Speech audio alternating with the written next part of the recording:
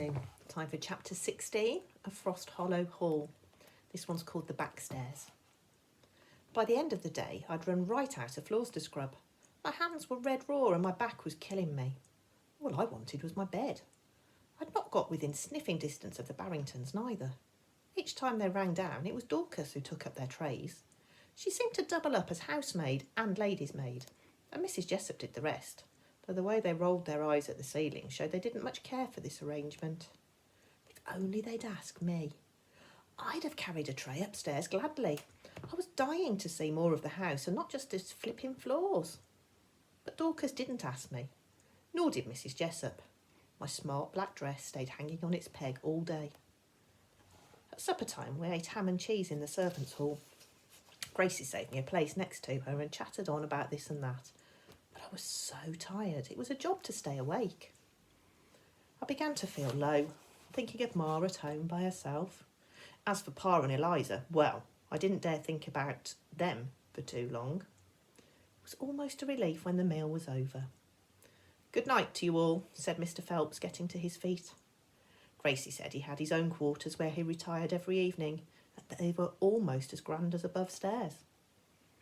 Once he'd gone, Mrs. Jessup ordered us to clear the table. As Gracie did one side, I did the other. She worked fast and soon caught me up.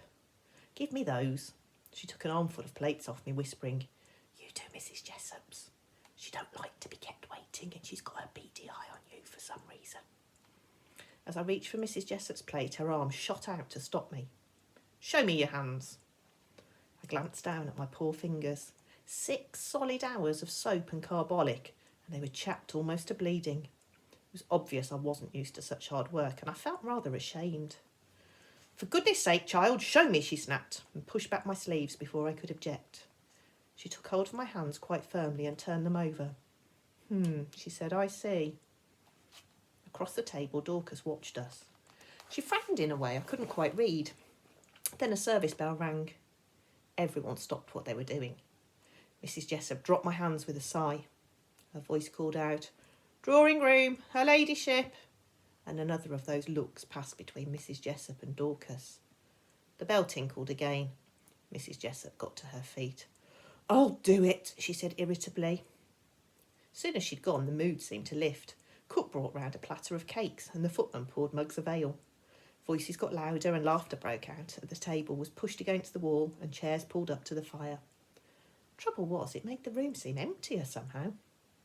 Away from the fire, it was bitterly cold. Shadows seemed to thicken in the corners, and the noise echoed off the walls in a way that made even the laughter sound hollow. A sad sort of feeling came over me. Then Gracie reappeared at my side. "You all right?" I just about managed a smile. "Get yourself some cake, why don't you? I'll finish up here," said Gracie, and took the last plates out to the kitchen.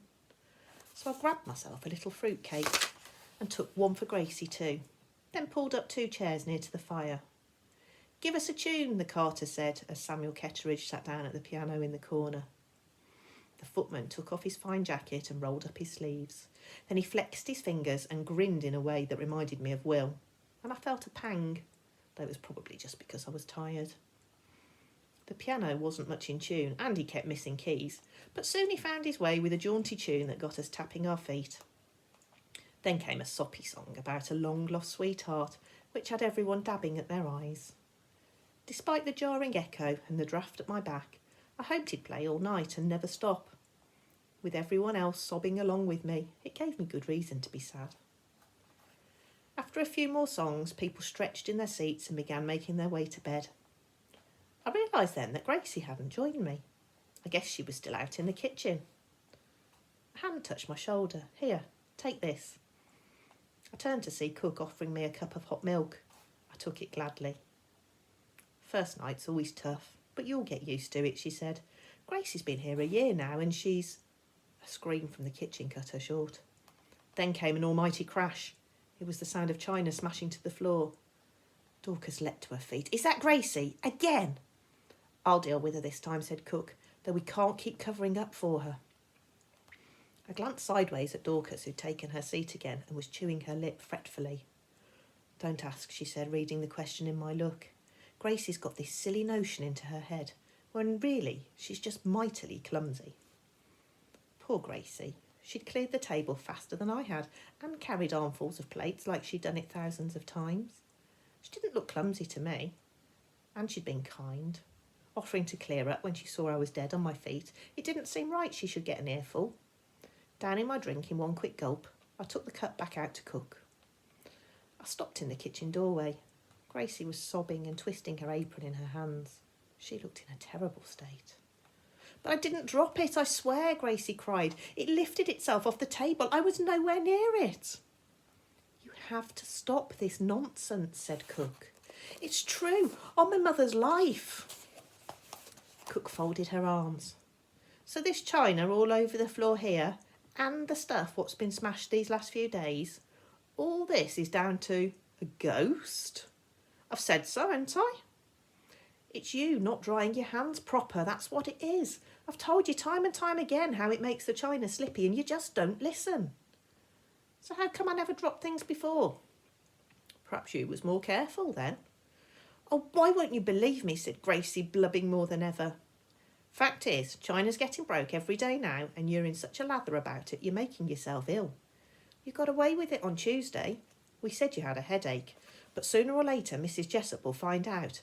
And what do you suppose we'll tell her?" Gracie grabbed Cook's arm. "The truth, that there's something queer down here below stairs. Something really wrong." Seeing me, they stepped smartly apart. Gracie picked up a broom and started sweeping. Cook put on a smile. "Tilly, feeling better?" "Don't mind Gracie, she's had an upset, that's all." Some upset? The girl was as white as paper. I'd heard enough to not be fooled, and my head suddenly filled with all that Will had told me. This looked like more than just gossip. It seemed that Frost Hollow Hall was haunted inside as well as out. I shivered with excitement, for the ghost here had to be Kit's, didn't it? "You all right, Gracie?" I said, trying to sound steady. "She'll live," said Cook, grabbing the broom from Gracie and pushing her towards me. "But take her up to bed before Mrs. Jessup hears all this wailing." I said a silent thank you. Cook mightn't want to talk about ghosts, but I blinking well did. Once I'd got Gracie on her own, I'd ask her what had really been going on. "Come on then," I tucked my arm through hers. "You'll have to show me the way, though." But Gracie wasn't shifting. "I ain't going up them back stairs without a candle." "For goodness sake, you've been up and down 'em hundreds of times," said Cook, though she took a candle from a drawer and lit it. "And don't you go filling Tilly's head with your daft ideas." Far too late for that. Cook put the candle in a tin holder and handed it to me. "Turn right out of the kitchen and keep walking till you reach the back stairs. Then it's all the way to the top." We set off down the passage. Gracie's hand trembled on my arm and she was breathing quick and shallow. "Bet you think I'm a right baby to be so scared," she said. "Of course not." Though I wondered how anyone could be this fearful of Kit Barrington. "I ain't normally like this," said Gracie, "but something started up these last few nights. It tisn't just the china. I've sensed someone following me up to bed." A little thrill ran through me. We stopped at the foot of the stairs. "You go first," she said, pushing me forward. The stone steps went up steeply. To me, it was just another dark passageway, and this house was full of them. "Come on then," I said. I held the candle out in front and, gathering my skirts, took the steps 2 at a time. I didn't see the point in lingering. As we made our way upwards, the darkness grew thicker, blacker. It seemed to smother what little light our candle gave off. At the corner of my eye, I saw strange, creeping shadows on the walls. Any excitement I'd felt began to ebb away. A shiver ran down my back, though I hardly knew why. There was no reason to be scared. "Slow down, can't you?" Gracie called as I reached the first landing. She'd fallen quite a way behind. As she caught up, she seized my arm. "Don't you go leaving me," she said. "Keep up then," I said peevishly. "Went on a Sunday stroll." Another flight up, and of a sudden the air turned icy cold. It set me off shivering so hard it was a job to hold the candle straight. Gracie was right behind me now. I heard her breathing and the scuffing of her boot soles on the steps. The shadows stretched long and monstrous on the wall beside us. I told myself they were only ours. Nothing to be frightened of. 2 shadows, one for me, one for Gracie. My breath caught in my throat. For there weren't 2 shadows, were there? There were 3. I stopped dead. Gracie stumbled right into me. "Oh," she cried, grabbing my arm. "Careful or we'll fall and break our necks." But she clung on so tight I lost my balance and in panic threw out my hands to save myself. I fell against the wall and dropped the flipping candle. It went clattering down the steps, tin holder and all. It stayed lit for a moment, a little speck of light in all that darkness. Then it flickered and went out. I hardly dared move. It made no difference if I shut or opened my eyes. The darkness was total. "How much further is it?" I said to Gracie, trying very hard not to think about that third shadow. I must have imagined it. There was no way of knowing now. "We're halfway," she said. "Reckon we should go back for a light?" "No, let's keep going." I laid my hand flat against the wall and felt my way slowly, one step at a time.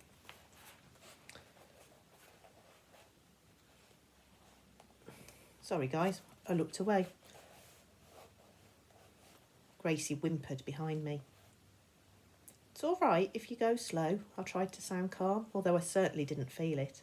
"Just don't grab me again." A few steps up, I sensed someone close behind me. Very close. It wasn't Gracie. The person started whispering. Their voice was low and quick. It was impossible to make out the words. With growing horror, I smelt something too. A sickly, sweet scent like honey. I turned round. "Who's there?" The whispering stopped. Darkness pressed in.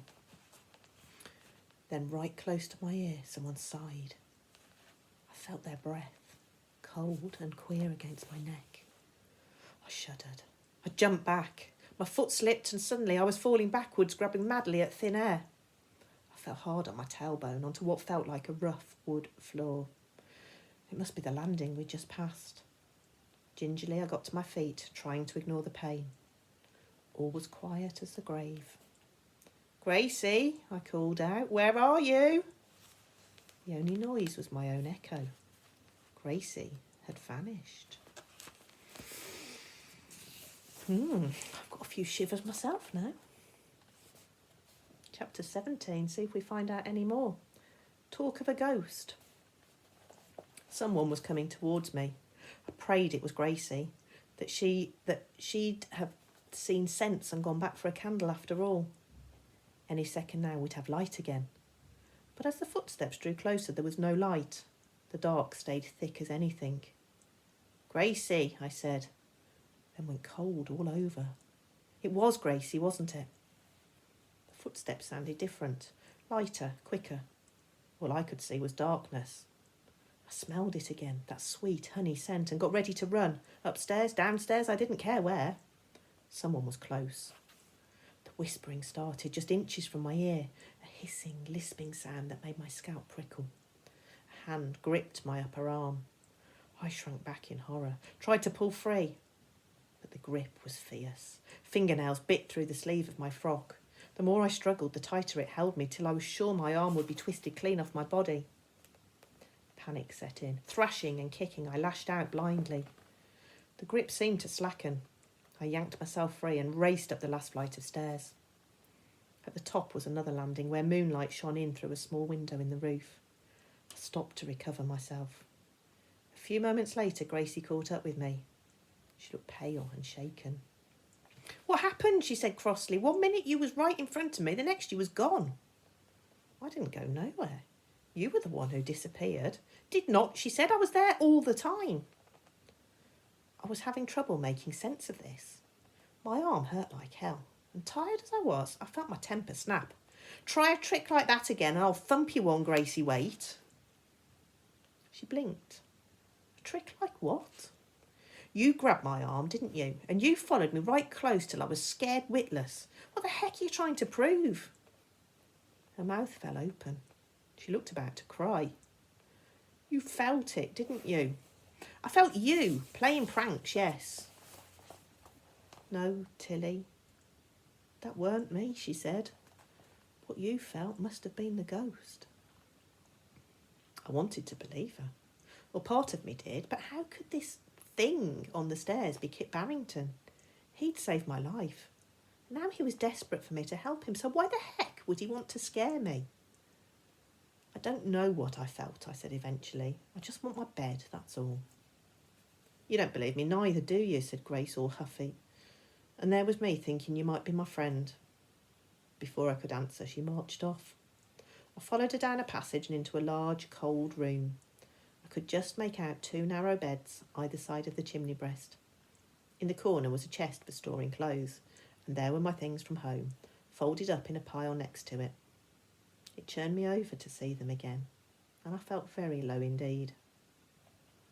Gracie, I said, I ain't speaking to you. She undressed and got into bed without even saying good night. I took from this that the bed nearest the window was mine. Stripping down to my shift, I slid between the icy sheets and lay still. Ever so slowly, the bed began to warm, though it did little to comfort me. A few feet away, Gracie tossed and turned in her bed. She'd been all kindness and smiles an hour ago. Now she wouldn't even talk. When I shut my eyes, I felt those pinching fingers again and started weeping silently into my pillow. I felt truly wretched. What a dreadful house this was. I was beginning to wish I'd never set foot in the place and had stayed at home with Ma. I stopped mid-sob. Gracie was right. Something was wrong with Frost Hollow Hall. Never mind that there were too few servants or that Lady Barrington kept herself hidden and away. I'd known all that before, but this ghost business seemed to have started only in the last few days. Weren't spirits meant to haunt the place where they'd been done a terrible wrong? That's how it worked in a Penny Dreadful story. Not that I believed all that, but I didn't have much else to go on. And right now, it made a sort of sense. Maybe something had happened here in the house and out on the lake. Trouble was, this wasn't some daft story that Eliza might read. This was happening in front of my very eyes. What's more, the ghost on the stairs had seemed spiteful. Yet the Kit I knew was as gentle as an angel. It didn't add up that he'd turn all angry and mean, unless something had happened here to make him that way. My head was reeling. I'd never sleep now. Eventually I sat up. Gracie? She didn't answer. Not asleep, are you? No. She still sounded cross. I'm sorry I was angry with you. Huh? Silence. I tried again. Please, Gracie, I so want us to be friends.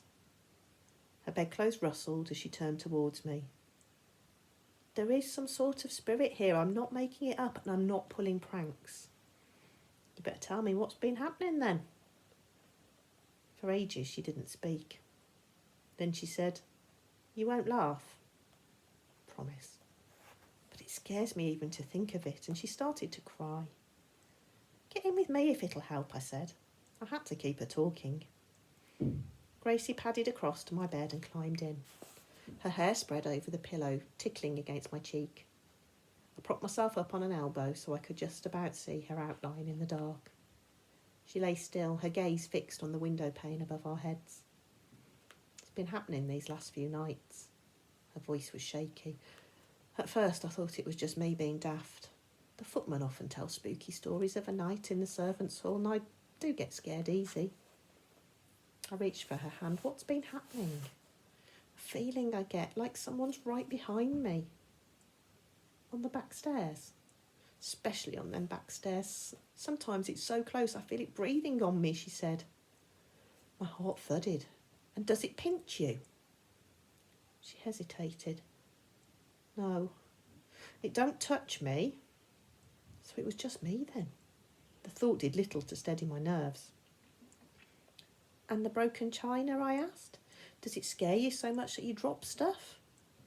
I felt her tense up. They think it's just me being clumsy, but I don't drop nothing. Honest, I don't. So what happens? Gracie turned to face me. It's so strange, I can hardly explain it. What happens is things move by themselves. I shuddered. It sounded horrifying. What's doing all this, Tilly? She said. Don't ask me that.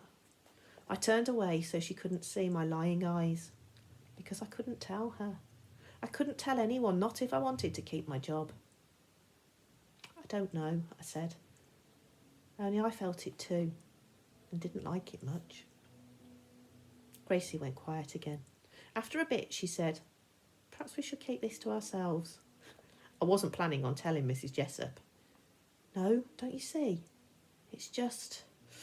Gracie shivered. "Well, it's all about the dead in this house.